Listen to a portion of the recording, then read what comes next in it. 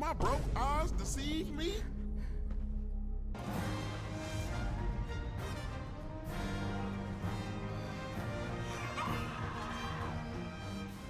Our ignorance is proof. Holy fuck. I'm coming.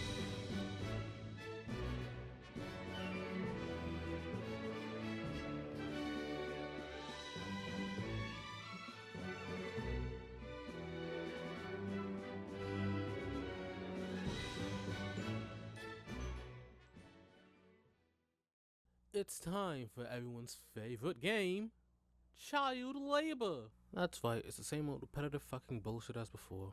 Monsters are on that fucking bullshit, so we have to fuck that bull. God, that fucking line is gonna be so fun to edit. There's been a shortage of material because a monster has been interrupting the workers at the Vineyard mine. So our goal is simple: go into the mines, find the monster, and politely ask it to stop. So we go in, avoiding every battle we can because I hate work, and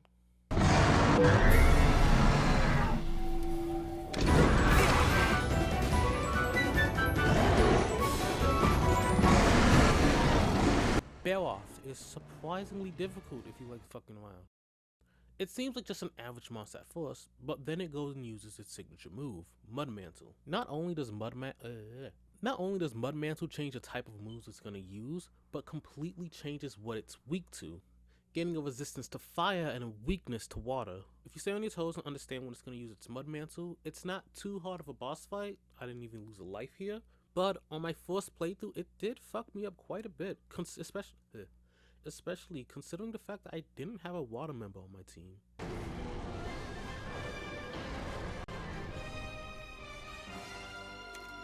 Working together makes you stronger.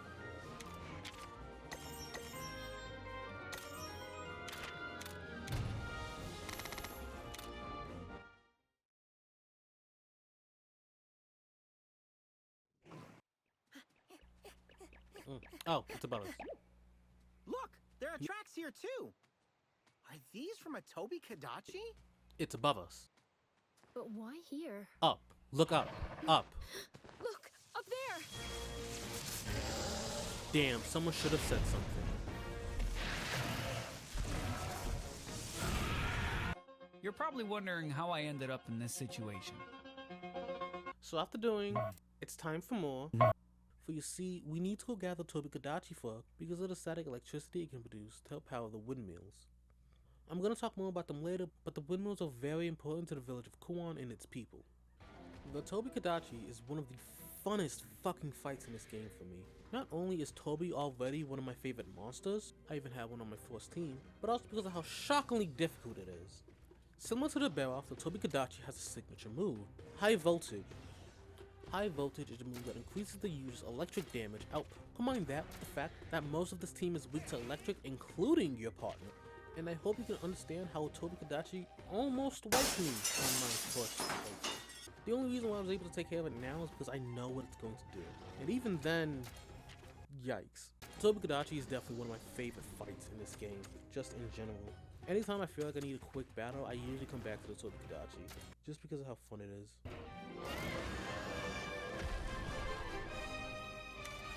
Working together makes you stronger.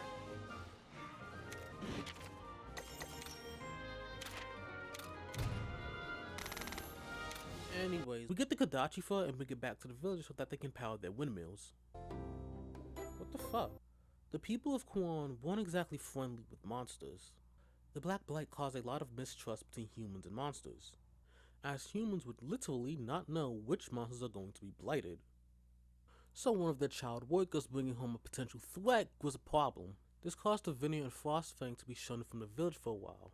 This even caused the Vineyard to lose faith in humans for the time being. All until this thing restored her faith in humanity. Wow, the bar is abysmally low, and after saving the village from a blighted monster, she returned to Kuon and helped build the windmills. This is why they are so important to the villagers. They are literal monoliths between the bonds of monsters and humans. It's why every mission we have been on so far has been about gathering windmill materials, as the windmills are literally built up by humans and monsters. That's what Kuon is all about, togetherness. And it's time to use that togetherness to get back in them damn fields, because a monster has been attacking merchants and travelers going through the Jagged Rock Cave. But not just any monster, it's the Pale Bandit, the Blankless Stare, the Four-Skinned Fiend, Kezu. And with how I've been handling the monsters in this video, it probably won't surprise you that I had no trouble at all. So this is why the title is the way it is.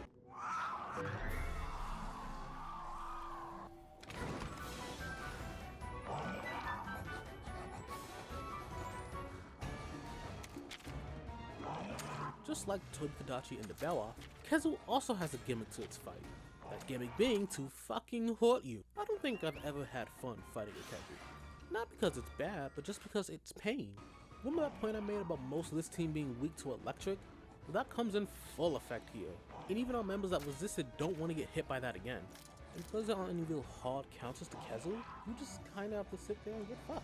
Not unfairly, of course, but Kezu is very much the fastest way to reach your goal is often a straight line. The goal being to hurt you, and the straight line being...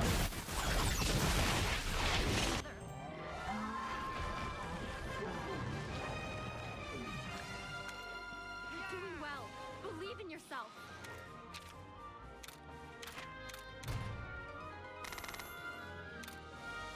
And after all that, now we have to deal with rage raids, cause even the universe loves child labor. So off to bumfuck nowhere to deal with red-eyed demons.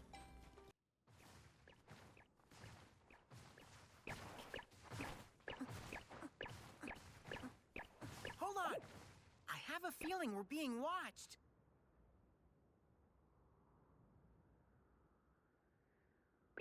It wasn't that long ago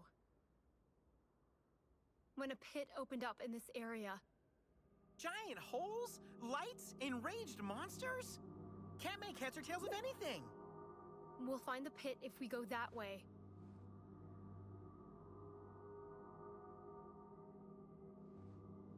Chief has mistaken you for the legendary rider who stopped the Black Blight. But if you do form a bond of kinship with Ratha, you really could become a legend. Yeah, I couldn't have put it better myself.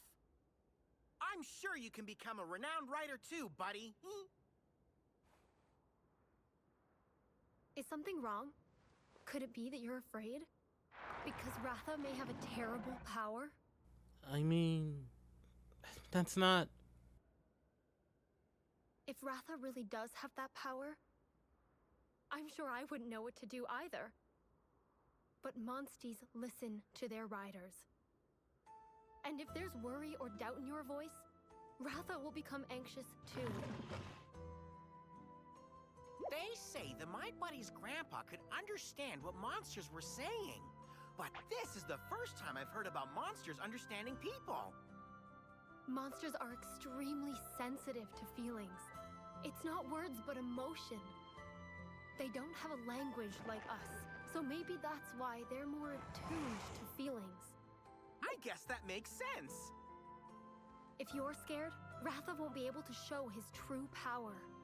He needs to know that you will protect him no matter what.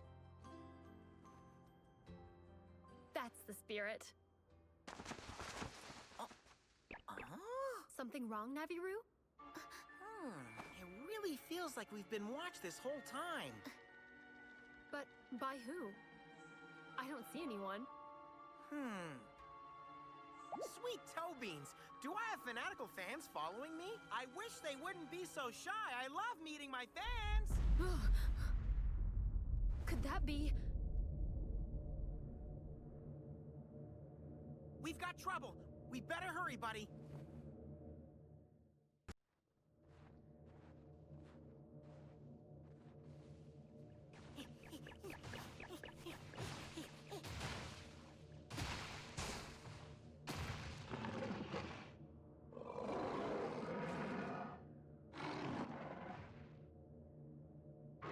I don't like the look of this.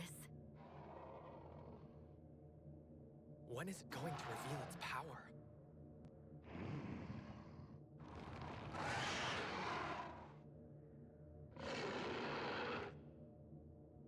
We gotta stay alert, buddy. Huh? This nasty ass place got roaches! I feel like something's amiss.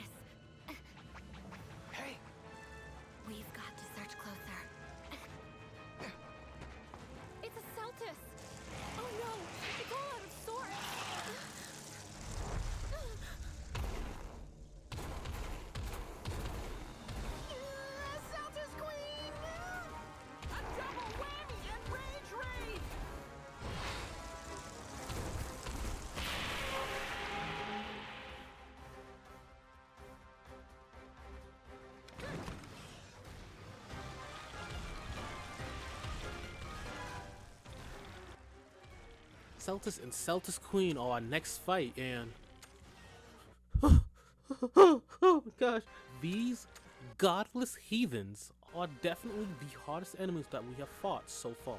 Not only because these two hit like fucking freight trains, but also because A, even if you kill the Celtis Queen can just call in reinforcements, but also Megazord power on! when in their combined form they do even more damage. I think so, at least, because that's what it fucking feels like. Given the fact that both of them can lower your elemental defense, and again, hit fucking hard, the Celtis and Celtis Queen fight almost certainly a fun one for me. Almost exclusively just because of how creative they are as enemies. And fun fact, this game introduced me to the Celtis and Celtis Queen. I had no idea what was going on when they started to fucking— And all form the head! Also, the armor that you get for washing them, some of the best looking armor in the game. Argue with your mother.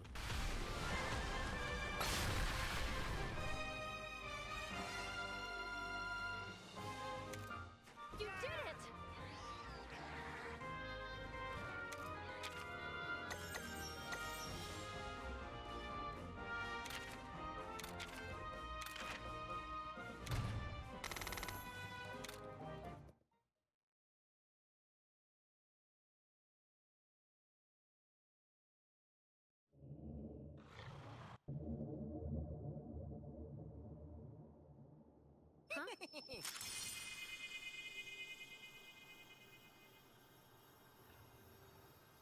Your kinship stone powered up again, just like when we fought the Anjanath and Rathian. It's gotta be the light that made them act all weird. Which means the guild's theory was correct. This light makes monsters more violent. But something doesn't add up. When monsters are hit by the rage rays, they lose control. That means it should be dangerous for our monsties too. I wonder why the light doesn't affect them. This is some seriously perplexing stuff. But I'd say we're making progress. Let's head back to the chief. Yes, let's go.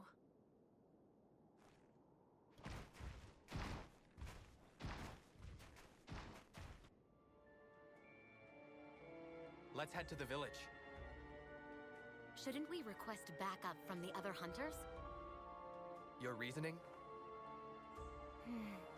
I just have a bad feeling. Okay then, let's reach out to them. Oh, I thought you'd object. It's just as you said. We shouldn't wait until it's too late. Besides, I hear your instincts are spot on. I see. Well then. But I'm a bit disappointed. Huh? Why? Oh, it's neither here nor there.